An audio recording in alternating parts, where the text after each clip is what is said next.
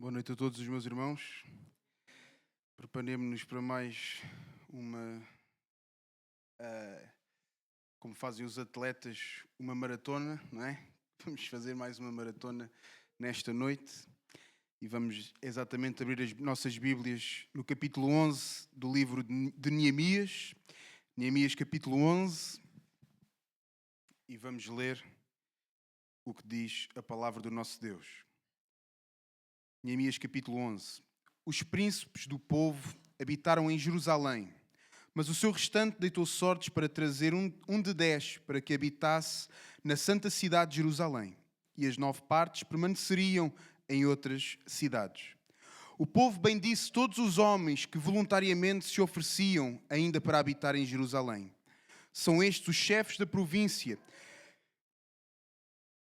que habitaram em Jerusalém, porém nas cidades de Judá habitou cada um na sua possessão, nas suas cidades, a saber, Israel, os sacerdotes, os levitas, os servidores do templo e os filhos dos servos de Salomão. Habitaram, pois, em Jerusalém alguns dos filhos de Judá e dos filhos de Benjamim. Dos filhos de Judá, Ataías, filho de Uzias, filho de Zacarias, filho de Amarias, filho de Cefatias, filho de Maalalel, dos filhos de Perez, e Maaceias, filho de Baruque, filho de Col-Uzé, filho de Asaías, filho de Adaías, filho de Joiarib, filho de Zacarias, filho de Silonita. Todos os filhos de Perez que habitaram em Jerusalém foram 468 homens valentes. São estes os filhos de Benjamim: Salu, filho de Mesulão, filho de Joed, filho de Pedaías, filho de Colaías, filho de Maazeias, filho de Itiel, filho de Jesaías. Depois dele, Gabai e Zalai. Ao todo, 928. Joel, filho de Zicre, superintendente deles, e Judá, filho de Senua, o segundo sobre a cidade.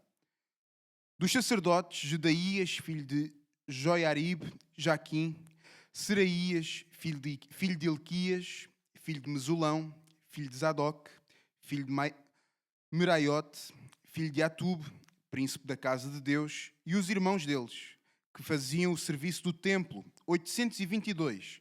E Adaías, o filho de Jurião, filho de Pelalias, filho de Anzi, filho de Zacarias, filho de Pazur, filho de Malquias. E os seus irmãos, cabeças de famílias, 242. E Amazai, filho de Azarel, filho de Azai, filho de Mislemote, filho de Imir. E os irmãos deles, homens valentes, 128. E superintendente deles, Zabdiel, filho de Gedulim.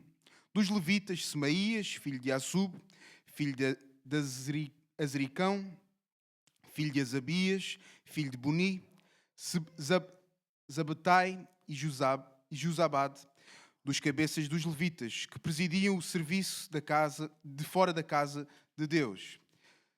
Matanias, filho de Mica, filho de Zabdi, filho de Asaf, o chefe, que dirigiu os louvores nas orações, e Bequebuquias, o filho de seus irmãos. Depois, Abda, filho de Samua, filho de Galal, filho de Jedutum. Todos os levitas na santa cidade foram 284. Dos porteiros, Acub, Talmon e os irmãos deles, os guardas das portas, 172. O restante de Israel, dos sacerdotes e levitas, se estabeleceu em todas as cidades de Judá, cada um na sua herança. Os servidores do templo habitaram em Ofel e estavam a cargo de Zia e Gispa. O superintendente dos levitas em Jerusalém era Uzi, filho de Bani, filho de Azabias, filho de Matanias, filho de Mica, dos filhos de Asaf, que eram cantores ao serviço da casa de Deus. Porque havia um mandado do rei a respeito deles e certo acordo com os cantores concernente às obrigações de cada dia. Petaías, filho de Mesesabel, dos filhos de Zera, filho de Judá, estava à disposição do rei em todos os negócios do povo. Quanto às aldeias com os seus campos, alguns dos filhos de Judá habitaram em Kiriat Arba e suas aldeias em Dibon e suas aldeias, em Jecabzeel e suas aldeias, e em Jesua, em Muladá, em Bet-Palet, em Azar-Sual, em Berzeba e suas aldeias, em Ziclag, em Mecona e suas aldeias, em Enrimon, em Zurá, em Jarmute, em Zanoa, em Adulão e nas aldeias delas, em Laquis e em seus campos, em Azeca e suas aldeias, acompanharam-se desde Berseba até ao vale de Inom. Os filhos de Benjamim também se estabeleceram em Geba, e daí em diante em Micmas, Aia, Betel e suas aldeias, em Anatote, em Nob, em Ananias, em Azur, em Ramá, em Getaim, em Adid, em Zebuim, em Nebalate, em Lod e em Ono, no Vale dos Artífices. Dos levitas havia grupos tanto em Judá como em Benjamim. Vamos orar, meus irmãos. Deus nosso, a quem nós acabamos de louvar, magnificar o teu santo nome, e também, agora que acabamos de ouvir e ler a tua bendita palavra, pedimos que tu a reveles a nós, mas que mais do que nós a conhecermos, que nós a possamos viver acima de tudo. É isso que nós te pedimos nesta noite, por meio do teu Santo Espírito, e oramos no nome do nosso Salvador Jesus Cristo. Amém. Podemos tomar os nossos lugares, meus irmãos. Tal como fazemos todas as semanas, relembrar, e a lista vai ficando cada vez maior, não é? Capítulo 1, Deus quebrou o coração do próprio Neemias, não é? No capítulo 2, Deus vai abrir as portas para que Neemias inicie a sua missão, o seu propósito nesta obra. Capítulo 3, vemos ver que o povo de Deus vai trabalhar unido. Capítulo 4 começa a vir a oposição do lado de fora. No capítulo 5, a oposição é através do pecado interior, do pecado do próprio povo. No capítulo 6, vamos ver que ainda assim o povo vai perseverar e vai concluir a obra do muro. Capítulo 7, Deus organiza o seu povo. No capítulo 8, entramos aqui na segunda parte do nosso texto, do nosso livro. Vemos que o povo vai se voltar para a palavra. No capítulo 9, vamos ver que o povo vai responder à palavra que ouviu. De que forma? Com arrependimento. E no capítulo 10, o povo assume um compromisso. Foi o último capítulo que nós vimos e tomámos atenção. Foi o povo a tomar este compromisso. Agora no capítulo 11, e este capítulo 11 à primeira vista pode parecer apenas mais um registro de nomes, tal como nós já vimos em diversas vezes. Não só uma lista de nomes, mas também uma lista de lugares, né? Nós, com o nosso português bem diferente do que era a língua na altura, nós às vezes nem conseguimos distinguir o que é um nome e o que é um lugar, né? Dificulta, mas creio que também, se um israelita vier a Portugal, também vai achar a mesma coisa hoje, né? Por isso aí é normal. Mas Neemias 11 vai-nos mostrar algo essencial. Vai-nos mostrar que este compromisso que o povo assumiu no capítulo 10, ele exige algo. Se o arrependimento verdadeiro, ele exigia um compromisso, o compromisso vai exigir algo também. E esse algo que o compromisso exige é uma entrega real, uma entrega verdadeira. No capítulo 10 o povo disse: nós vamos viver para Deus. Uma expressão utilizada no capítulo 10. O povo disse: nós vamos viver para Deus. No capítulo 11 vemos quem está disposto a realmente praticar essas palavras, né? Quem está disposto a viver o compromisso que assumiu. Sabemos que nos dias de hoje, infelizmente, dentro das igrejas locais, há algumas pessoas que assumem o compromisso, mas não vivem o compromisso que assumiram, não é? Então vamos ver que o povo de Deus, o povo eleito de Deus, ele não só ouve a palavra, ele não só responde à palavra com arrependimento, ele não só assume um compromisso, mas como ele vive o compromisso que assumiu. Basicamente, o capítulo 11 é uma continuação do capítulo 10 9, 8, 7, 6. Aqueles que sabem fazer a contagem regressiva do ano novo também saberão entender a lógica de qualquer livro da Bíblia, não é? Então vamos ver que o povo vai entender que uma coisa é assumir o compromisso, outra coisa é reorganizarem as suas próprias vidas à volta desse compromisso. O nosso primeiro ponto hoje é: o povo entrega-se onde é necessário, não onde é confortável. O povo entrega-se onde é necessário, não onde é confortável. O texto, o capítulo, começa dizendo: lançaram sortes para trazerem 1 de cada 10 para habitar em Jerusalém, a cidade santa, e as outras 9 partes ficaram nas outras cidades. Diz o versículo 1. Jerusalém estava reconstruída, não é? Entendemos e já vimos isso. O povo reconstruiu aquela cidade, mas ainda assim havia um problema. Faltava pessoas. A nossa igreja local não entende o que isso é, não é?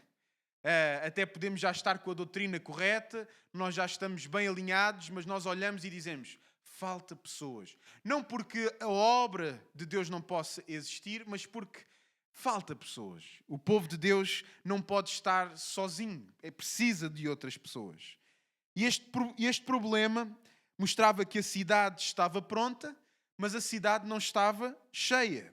É como nós termos uma cidade pronta, mas de que é que vale uma cidade estar pronta se não há pessoas a habitar nessa cidade? De nada vale. De nada vale a igreja estar completamente pronta a ser usufruída. O que é que eu quero dizer com isto? A igreja ter uma boa doutrina, a igreja ter um bom louvor, a igreja ter uma boa comunhão, se depois não há quem faça parte dessa comunhão, não haja quem usufrua da doutrina que é pregada, não haja quem cante os louvores bíblicos que são cantados na congregação. Então, o povo faz algo significativo e algo importante nos nossos dias e que felizmente o povo de Deus continua a fazer hoje, que é o quê? Alguns vão deixar as suas próprias terras e passam a habitar onde? Em Jerusalém. Alguns vão deixar os seus lares, as suas zonas de conforto e vão para Jerusalém. E o versículo 2 vai dizer: o povo bendisse a todos os homens que voluntariamente se ofereceram para habitar em Jerusalém. Não é? Talvez hoje nós, por causa do nosso contexto português, das igrejas emergentes que estão a surgir, nós somos assim um pouco... olhamos para a palavra voluntário com alguma dificuldade, não é? Nós ouvimos: eu sou voluntário na minha igreja, e nós ficamos já... bem, isso aí já está errado, já não está certo. Vamos a Neemias e vemos que eles foram voluntários, não é? Eles agiram de maneira voluntária. Eu não estou a dizer que a maneira mais correta de dizer que nós servimos a igreja é dizer sou voluntário. Mas vamos ver hoje que, de facto, se nós servimos o povo de Deus e nós servimos a Deus, tem de ser de forma voluntária. E vemos: o povo bendisse, versículo 2, a todos os homens que voluntariamente se ofereceram para habitar em Jerusalém. Reparem nisto, não era a opção mais fácil que havia. Basta nós pensarmos todos na nossa mente, no nosso contexto, na nossa terra. Há alguns que por um motivo ou outro já tiveram de abandonar a sua terra natal. Não é uma opção confortável, mas de facto era a opção necessária. Nem sempre o necessário a fazer é o mais fácil, ou quase nunca o necessário a fazer é o mais fácil. Isto vai nos confrontar. Muitas vezes nós queremos servir a Deus, mas apenas onde nos é conveniente. Apenas onde não vai alterar demasiado a nossa vida. Apenas onde não há um custo assim tão real. Às vezes nós estamos dispostos a que o custo seja financeiro, mas que o custo não seja moral na nossa vida. Às vezes estamos mais dispostos a dar uma oferta grande em dinheiro, mas mais dificilmente nós abrimos o nosso coração, a nossa vida, a nossa mente, para que Deus a possa usar para o seu bom propósito. Mas aqui nós vamos ver exatamente o contrário, não é? Este povo entendeu que viver para Deus implicava o quê? Uma disponibilidade. E aqui muitas vezes o povo de Deus ainda hoje é dividido em duas partes. Olhamos para aqueles que têm responsabilidade na igreja, e esses têm que estar sempre disponíveis, e olhamos para aqueles que não têm tantas responsabilidades na igreja, e parece que são os que têm menos disponibilidade. Parece que a responsabilidade exige disponibilidade. Mas, de facto, todos na igreja têm uma responsabilidade maior. Todos na igreja têm mais do que uma responsabilidade até, embora não seja um serviço visível. E nós vamos ver isso mais à frente, não é? Mas a realidade é que nem sempre escolhemos onde queremos estar, mas somos chamados a estar onde Deus nos quer usar. Nem sempre, ou se nós pensarmos inclusivamente onde nós estamos hoje, e creio que cada um de nós possa estar numa fase diferente da sua vida, mas podemos pensar que talvez se nós tivéssemos sempre feito como nós queríamos, não estaríamos aqui hoje. Eu creio isso, não é? Se nós tivéssemos sempre levado a nossa vontade até ao fim, nós hoje não estaríamos aqui. Isso é claro, não é? Se nós, pelo menos num dia, não tivéssemos sido confrontados com o nosso pecado e nos arrependêssemos dele, nós hoje não estaríamos aqui. E isto pode querer dizer estar aqui fisicamente, como estar aqui espiritualmente, onde pode estar aqui de corpo presente e não estar aqui neste lugar. Ambos os casos, eles requerem um sacrifício, requerem um passo atrás na nossa própria vontade. E aqui nós vamos ver que o povo vai escolher fazer a vontade de Deus, ainda que isso implique uma dificuldade maior nas suas vidas. E a pergunta é simples. Será que nós estamos disponíveis para servir a Deus e a sua obra, ou estamos apenas interessados? É mais sério do que aquilo que parece à primeira vista. Há muitas pessoas que passam anos na igreja, muito interessadas em Deus, mas nunca verdadeiramente disponíveis para Deus. Há pessoas que passam anos na igreja, que até dizem de boca cheia que já leram a Bíblia do início ao fim diversas e diversas vezes. São muito interessadas em Deus, compram este livro sobre soteriologia, aquele livro sobre escatologia, o outro livro. Bem, imaginem a imensidão de livros que há à nossa disposição. Já os leram todos, conhecem o que está lá, sabem falar muito bem do que é que contém nesses livros, mas na realidade nunca estão disponíveis para Deus. Estas pessoas até sabem do que é que elas falam, essas pessoas até ouvem muitas pregações, essas pessoas chegam ao ponto de até concordar com tudo o que ouvem nas pregações, até chegam ao ponto daquilo que é mais difícil, até gostam das pregações, mas quando chega o momento de ajustar a vida, de abrir mão, de sair da zona de conforto, essas pessoas recuam. E o problema é que com o tempo nós começamos a achar isso normal. Nós começamos a olhar para o irmão A e nós que vemos de fora dizemos, bem, isso é o irmão A. Ele nunca falou, ele também não é de falar. Ah, isso é o irmão B. Ele nunca foi muito de expressar a sua opinião nas reuniões de membresia. E começamos a achar essas pequenas coisas normais. Começamos a pensar que a vida cristã é apenas estar presente. É apenas ficar até ao fim para permanecer com os irmãos, porque já estamos numa comunhão muito maior do que a que estávamos há uns anos. É apenas nós ouvirmos. É apenas nós concordarmos. Mas reparem, Deus nunca chamou o seu povo apenas para estar presente.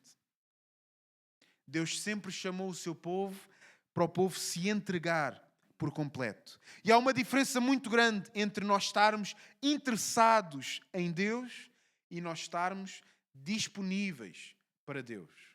Há uma diferença muito grande quando um olheiro de uma equipa de futebol vai observar um jogador, significa que aquela equipa está interessada naquele jogador, e quando aquele próprio jogador, ele diz, bem, eu estou disponível para jogar por essa equipa. Eu quero jogar por essa equipa. E essa é a diferença. Se nós estamos apenas interessados, nós até gostamos que os outros olhem para nós, Nós até gostamos quando o outro irmão vem falar: olha, queres vir à minha casa? Vamos lá fazer um lanche. Tenho visto que estás mais afastado, e nós até gostamos disso. Mas não é isso que o nosso Deus procura em nós. O nosso Deus procura no seu povo a entrega. Então a diferença entre o interesse e a disponibilidade é enorme. Vamos ver algumas. O interessado é aquele que ouve, aquele que concorda, aquele que gosta, mas continua a viver da mesma maneira. O disponível é aquele que diz: Senhor, a minha vida é tua e não minha. O interessado, ele serve quando dá. O interessado, o serviço na casa de Deus, o serviço em prol do reino, é colocado quando há essa disponibilidade. O disponível serve mesmo quando custa. O interessado aproxima-se quando é conveniente. O disponível, ele permanece mesmo quando é difícil permanecer. E a pergunta é esta: se Deus nos pedisse hoje algo que mexesse realmente com a nossa vida, algo que fosse mudar a forma até como talvez os nossos familiares olham para nós, será que se nós hoje tivéssemos esse pedido da parte de Deus, nós responderíamos ou nós hesitaríamos? Será que nós responderíamos ao nosso Deus ou será que nós colocávamos essa mensagem do WhatsApp cada vez para baixo? Até líamos, deixávamos, mas depois íamos lá, metíamos marcar como não lida, mas depois aquilo fica para baixo. E nós hesitamos, vamos deixando para trás, tardamos. Meus irmãos, talvez alguém pudesse pensar: mas eu não tenho muito para oferecer. O que é que Deus pode pedir de mim se eu não tenho nada para oferecer? É exatamente por isso que o resto do capítulo ele está aqui para nós. Talvez nós perguntamos: bem, o que é que Deus poderá pedir de mim se eu não tenho muito para oferecer? Ponto 2 do nosso sermão: Deus valoriza cada pessoa no seu plano. A partir daqui temos mais uma longa lista de nomes, homens, famílias, as suas funções, as suas responsabilidades. E à primeira vista pode parecer repetitivo, tal como já vimos noutros capítulos deste livro, mas nada está aqui por acaso, tudo tem um motivo. Deus vai conhecer cada nome. Ainda no início o nosso pastor dizia: se fôssemos nós não gostávamos que tivessem lembrado de nós, não é? Obviamente, Deus vai conhecer cada nome, o próprio Deus vai registar cada nome e cada pessoa. Deus também vai valorizar cada função e isso muda completamente a forma como nós vemos a igreja. Nós ali víamos a igreja sendo montada, os responsáveis pelo louvor, os responsáveis pela palavra, os superintendentes. Então, meus amados, nós tendemos a valorizar aquilo que aparece, aquilo que é visível, aquilo que é mais chamativo. Mas Deus também valoriza essas coisas, mas acima de tudo, Deus valoriza o que é fiel. Há pessoas na igreja que nunca vão ser vistas. Há pessoas que nunca vão ser reconhecidas. Há homens que ao longo da história talvez até fizeram grandes coisas maiores do que Calvino, Lutero, e não têm o seu nome na história. O que isso implica? O que é que isso importa? Há pessoas que nunca vão ser mencionadas. Mas são essas pessoas que, da mesma forma que as outras, sustentam a vida de uma igreja. E muitas vezes também são essas pessoas que o próprio Deus usa com mais profundidade ainda. Pessoas que talvez não sobem a um púlpito, mas que Deus usa essas pessoas. Porque Deus, meus irmãos, Ele não procura destaque para pessoas individuais. Deus procura uma fidelidade de um povo. E isso muda a forma como vemos a nossa própria vida. Porque há pessoas que pensam: eu não faço nada de especial, tal como nós falávamos há pouco. A pergunta que muitos de nós podem pensar: mas eu não tenho nada para oferecer. Há pessoas que pensam: eu não faço nada de especial. Mas a pergunta que nós devemos fazer não é se aquilo que eu faço é especial. É se eu sou fiel naquilo que eu faço. Porque no reino de Deus o que pesa não é o tamanho da obra, não é a visibilidade da obra, mas sim a fidelidade do coração de cada obreiro. E quando eu digo obreiro, não digo somente aqueles que manejam a palavra, que proclamam a palavra no púlpito, aqueles que tocam algum instrumento, mas digo todo aquele que se senta, que ouve, que vive. Esse sim, meus irmãos. E há pessoas que nunca serão vistas, inclusivamente aqui na nossa igreja local. Mas essas mesmas pessoas, que talvez aqueles que sabem o nome da Igreja Evangélica Reformada Dom, que sabem que a Igreja Dom tem várias músicas lançadas, que sabem tudo isso e que não conhecem membros normais da Igreja, membros que servem em coisas simples aos nossos olhos, essas mesmas pessoas serão conhecidas diante de Deus, tal como João Calvino, tal como o apóstolo Paulo, a pessoa mais simples que se senta num banco de uma igreja, que pode não ser conhecida por todos os homens à face da terra, mas essa pessoa vai ser conhecida pelo próprio Deus Criador de todas as coisas. Então, diante de Deus, nós seremos conhecidos de uma forma que nem nós nos conhecemos. Nós seremos conhecidos de uma forma que nem nós podemos imaginar. E vemos neste texto que há sacerdotes, há levitas, há porteiros, tal como nós temos, não é? Não se sintam sós. Há cantores, tal como nós temos, também não se sintam sós, não é? E há os trabalhadores. Há uns que têm as funções mais visíveis, outros que têm funções menos visíveis, mas todos são necessários para a obra. E isto é muito mais importante do que aquilo que nós pensamos. É muito importante, inclusivamente, para nós hoje na igreja, porque vivemos numa cultura que valoriza o destaque. Hoje em dia, a cultura que nós vivemos, não só em Portugal, mas em todo o mundo, é uma cultura que valoriza o destaque. No reino de Deus, o que importa não é a visibilidade que nós possamos ter, mas sim, como já falámos, a fidelidade que nós temos. Nem todos são chamados para o púlpito. Nem todos são chamados para a liderança visível da igreja. Mas todos são chamados para servir. E Deus não ignora nenhum serviço. Aquilo que ninguém vê, o próprio Deus, Ele vê. Aquilo que ninguém valoriza, o próprio Deus valoriza. E isto corrige duas coisas no nosso coração. Em primeiro lugar, o orgulho, nós querermos ser vistos, nós querermos destaque. E em segundo lugar, o desânimo, quando achamos que não somos importantes, quando achamos que o nosso serviço não é bom. Às vezes nós vemos que ninguém olha para o nosso serviço, mas se nós pensarmos que o nosso Deus vê, inclusivamente o nosso Deus nos escolheu para fazer esse serviço, se nós nos queixarmos dele, estaremos a ser orgulhosos. E Neemias 11 mostra-nos que no povo de Deus ninguém é irrelevante. Se fosse, o seu nome não estaria aqui. E como vimos, temos pessoas de diferentes áreas, diferentes funções mencionadas nas Escrituras. Terceiro ponto, a vida com Deus envolve uma reorganização real.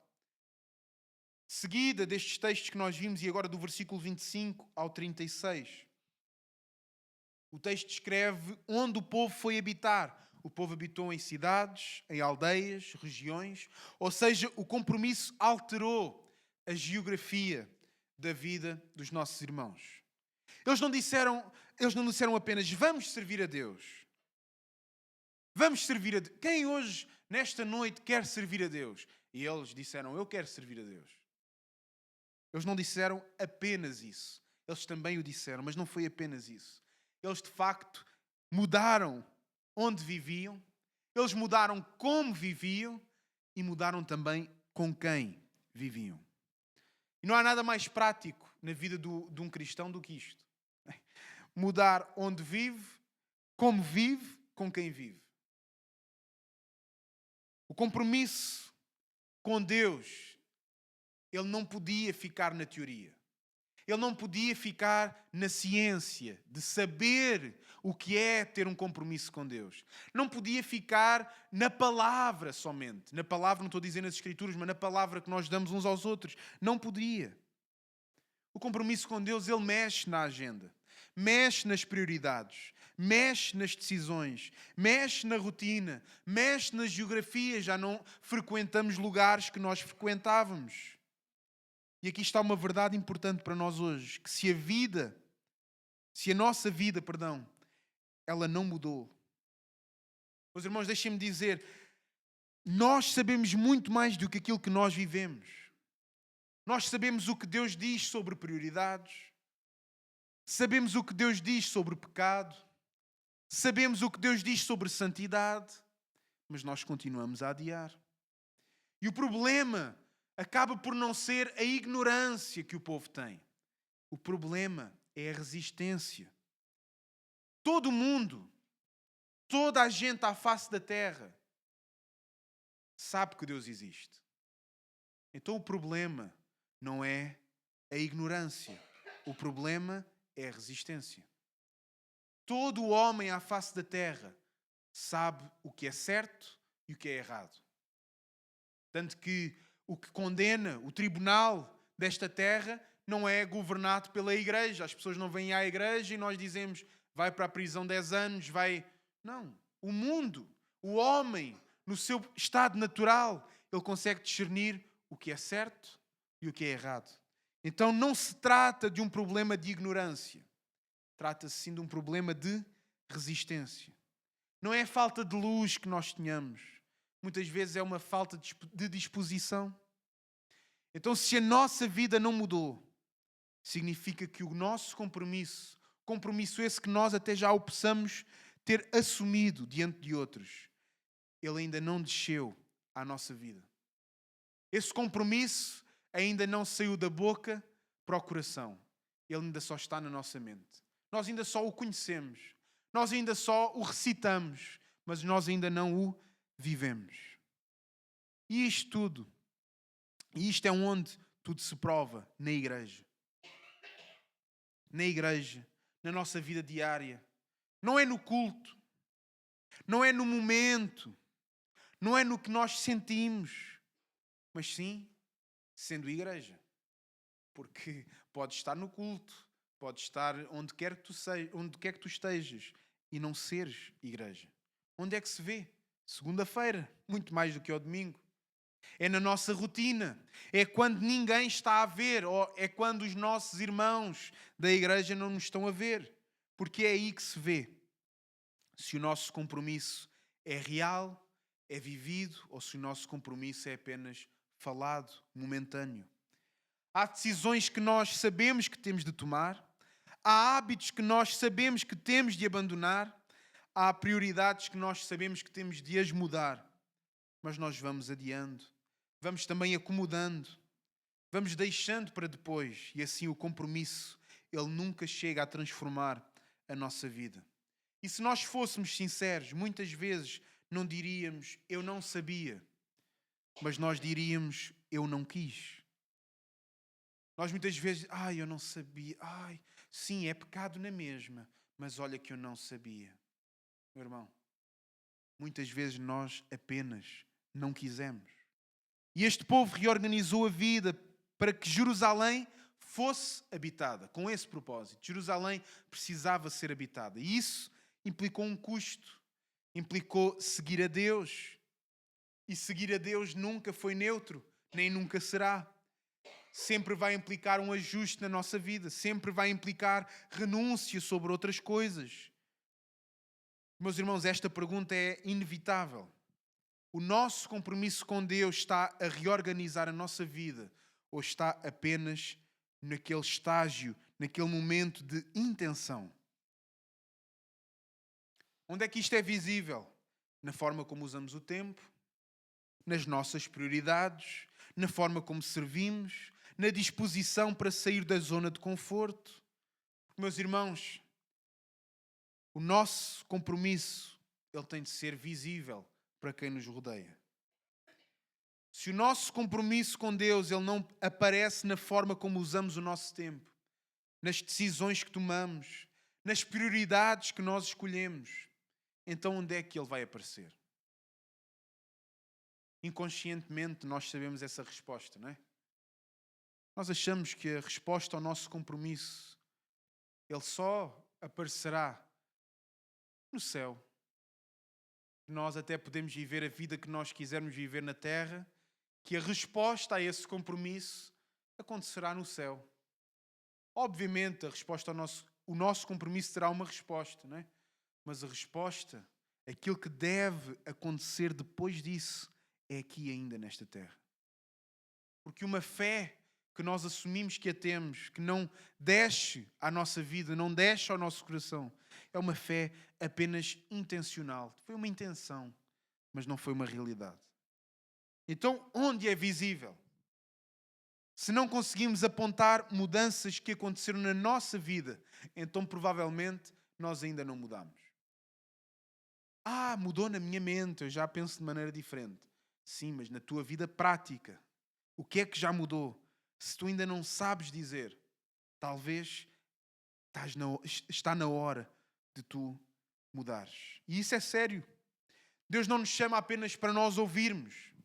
Deus chama-nos para nós obedecermos. E a obediência tem o reconhecimento, mas também tem a ação. E há um ponto em que já não é falta de entendimento, já não é falta de conhecimento, mas sim falta de submissão. E Neemias 11 mostra-nos que o povo não ficou apenas no compromisso verbal do capítulo 10, mas realmente eles mudaram a sua vida para que Deus estivesse no centro. Capítulo 10, nós vimos o querer, a vontade que eles tinham de viver esta vida. No capítulo 11, nós vimos que realmente eles estavam dispostos a mudar as suas vidas. Então, Neemias 11 mostra-nos um povo que se dispõe, um povo que se abre por inteiro para que Deus o possa usar, mas um povo ainda assim imperfeito. Hoje nós somos um povo que se deve abrir para que Deus possa usar, mas ainda assim somos um povo imperfeito. Um povo que continua a falhar. Por isso mesmo, meus irmãos, houve algum que se predispôs, que se entregou de uma maneira perfeita. Jesus Cristo, Ele não apenas se disponibilizou, Ele não apenas disponibilizou o seu tempo, Ele não apenas disponibilizou a sua vida. Jesus Cristo abdicou da glória, a qual Ele estava eternamente, desde a eternidade, para vir a uma terra que abunda em pecado. Ele veio, Ele deixou a glória e Ele entra na nossa realidade. Jesus Cristo conhecia a nossa realidade, claro que sim, Ele é Deus, mas Ele entra na nossa realidade. Como homem, com um corpo como o nosso, não um corpo parecido ao nosso ou semelhante, um corpo como o nosso. Viveu onde nós vivemos, mas Ele fez o que nós jamais conseguimos fazer. Na cruz, Ele não apenas mostrou o compromisso que Ele tinha para com o seu povo. Jesus, que veio à terra com o propósito e com o compromisso de salvar o seu povo, Jesus poderia ter ido à cruz e assim mostrava o seu compromisso. Estão a ver? Eu cheguei até aqui. Jesus não fez isso. Jesus vai à cruz para cumprir o compromisso que Ele tinha. Cumprir a perfeita vontade de Deus. Por isso, meus irmãos, nós não vivemos para Deus para merecer a aceitação. A nossa vida de compromisso não é para merecermos a aceitação de Deus, mas nós vivemos para Deus. Nós vivemos o compromisso que nós assumimos, porque já fomos aceitos. E essa é a graça que nos vai dar força para vivermos uma vida de entrega e uma entrega real. Neemias 11 ensina-nos algo essencial. Compromisso verdadeiro leva à disponibilidade. Disponibilidade leva à entrega. E a entrega transforma a vida como transforma a forma como nós vivemos a nossa vida. Então a pergunta final é: estamos disponíveis para Deus ou apenas interessados nas coisas de Deus? Estamos disponíveis para fazer parte da obra de Deus ou nós apenas gostamos de conhecer detalhes, situações, ocasiões, pessoas que fazem parte da obra de Deus? Há uma diferença. Os interessados falam, os disponíveis, eles entregam-se. E um povo que foi verdadeiramente transformado, ele não apenas assume o compromisso, mas ele reorganiza a vida para que Deus esteja no centro. Meus irmãos, há momentos em que Deus fala.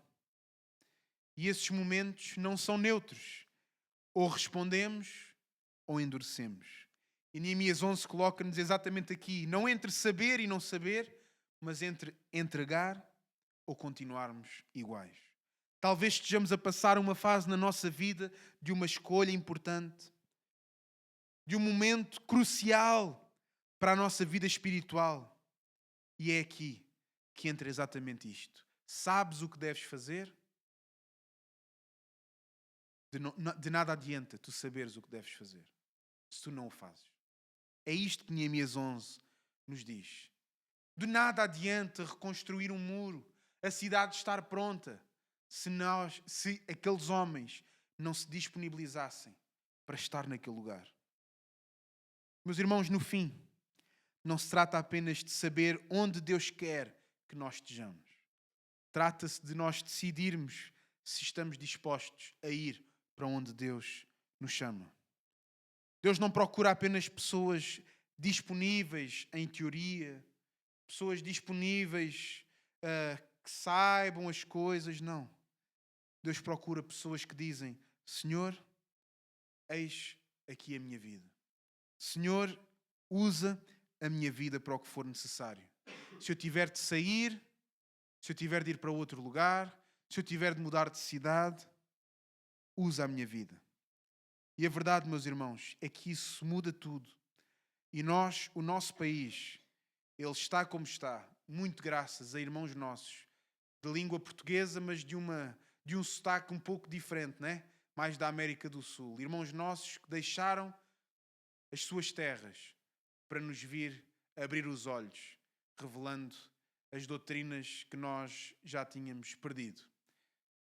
Noutros anos anteriores, Deus usou portugueses para irem até outros países evangelizando. Meus irmãos, o povo de Deus, ele não fica parado, estático num só lugar.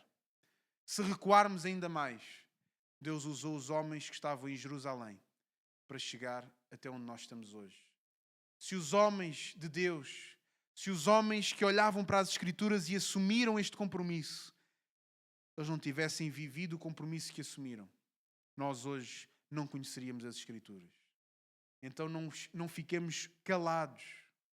Nós não fiquemos apenas na parte em que assumimos o compromisso, mas que nós vivamos o compromisso que assumimos uns para com os outros e também para com Cristo, o nosso Senhor e Salvador. Amém? Vamos orar, o nosso pastor vai nos dirigir numa palavra de oração, meus irmãos.